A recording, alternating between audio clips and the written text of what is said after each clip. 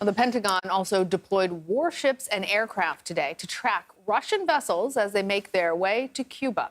That's right. Last week, Moscow launched vessels toward the Caribbean for a series of planned military exercises. However, marinetraffic.com shows one of the ships came within, get this, 30 miles of Key Largo, Florida.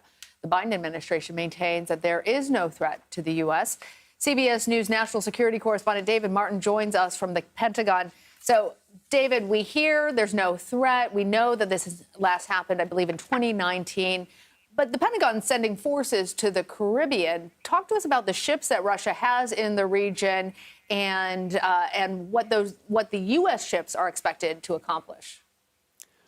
Well, first place, there's no way the U.S. Navy is going to let Russian warships operate in its backyard without keeping very close track of them. Second, this is a chance to gather intelligence on the Russian Navy.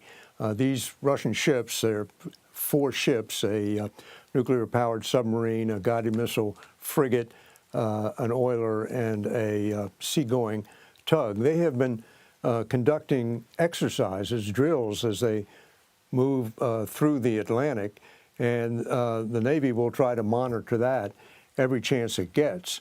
Plus, it's a chance to train the U.S. Navy on the difficult job of tracking a Russian submarine. So the Navy has had 2 destroyers plus 2 ships that are equipped with a special kind of sonar that you tow behind you and get down deep where the submarine is operating, plus maritime patrol planes to shadow this Russian flotilla as it comes across the Atlantic. And incidentally, once they got close to Cuba, the Russian ships were also tracked by unmanned sail drones, these little unmanned sailboats affixed with cameras that the Navy is using around the world in place of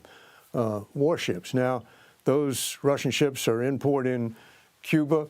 They're expected to stay there for 5 days, but when they come back out, the Navy will resume shadowing them.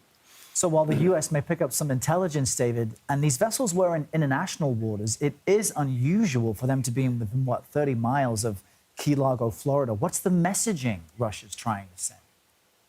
Well, these ships are here to be seen. This is Vladimir Putin displaying his displeasure with American support for Ukraine.